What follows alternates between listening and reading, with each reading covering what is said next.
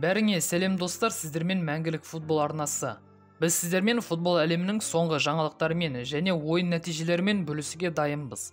Егер бізге қолдау көрсеткіңіз келсе, лайк басып, каналға тіркелсеңіздер жеткілікті. Біз видео шығаруды тоқтатпаймыз. Олай болса, көп созбайық, біз бастаймыз.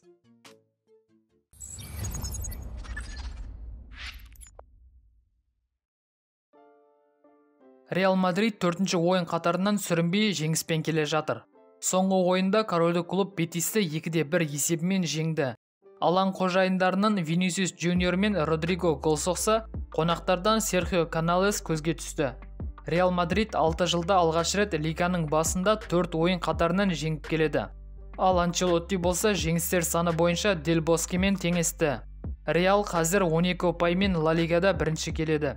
Бірақ каталондық Барселона Реалға босаңсуға мүмкіндік берер емес.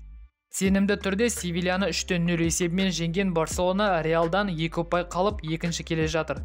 Левандовски чемпионаттың 4 ойынында 5 гол салып, Роналду мен Фалкаоның рекордын қайталады.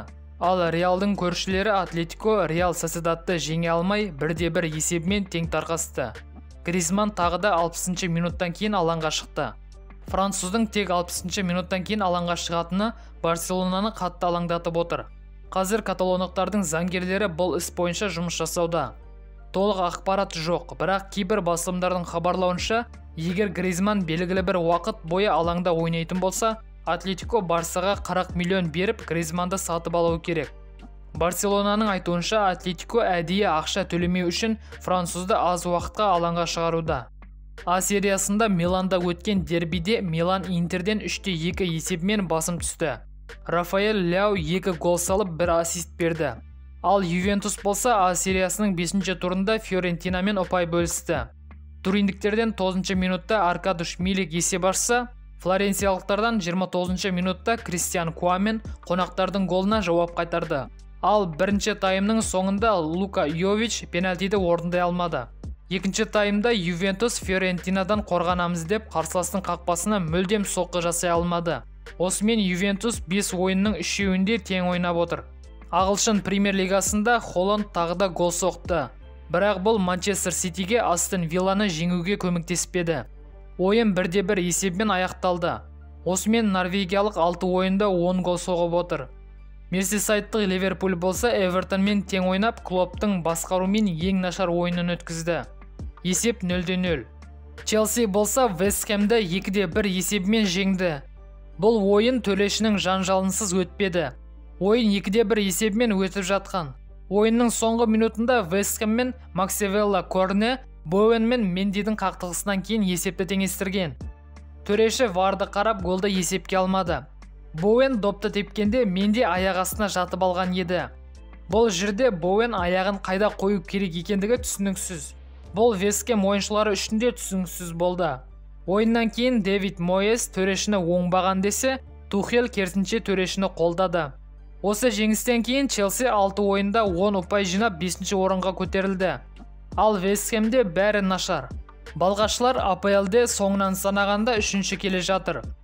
Мбаппенің 2 голы және Мессидің 2 ассисті ПСЖ-ға Нантты жеңуге көмектесті. Есеп 3-0. Лео 6 ойында 3 гол салып 6 нәтижелік пас берген. Германияда 2-ші тур қатарынан Баварияның жолы болмай келе жатыр. Мюнхендіктер Унион Берлинмен 1-1 есебімен тең тарқасты. Бундеслиганың 1-ші орнына күтпеген жерден Фрайбург жайғасты. Лейпцигтің де жағдайы нашар.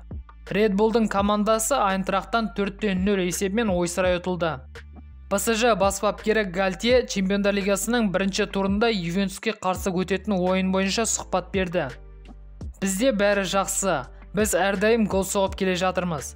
Ойыншылардың көңіл-күйі керемет. Олардың жеңіске жетуге деген құлшынысы көп. Бірақ Чемпиондар лигасы басқа. Ювентуске қарсы ойын лига 1-дегідей болмайды. Мен Ювенің Фиорентинаға қарсы ойынын бақыладым. Олардың тәжірибесі көп. Бізге біраз қиналуға тура келетін секілді. Бірақ біз жеңіске жету үшін барымызды саламыз, деді Гальтье. Достар, бүгінгі жаңалықтар осымен тәмам. Видео ұнаса лайк басып, жаңалықтар жайлы өз ойларыңызды комментте қалдыруды ұмытпайық. Және арнаға тіркеліп жатқандарыңыз үшін көп рахмет. Ал біз қоштаспаймыз, келесі видеода кездескенше аман сау болыңыз.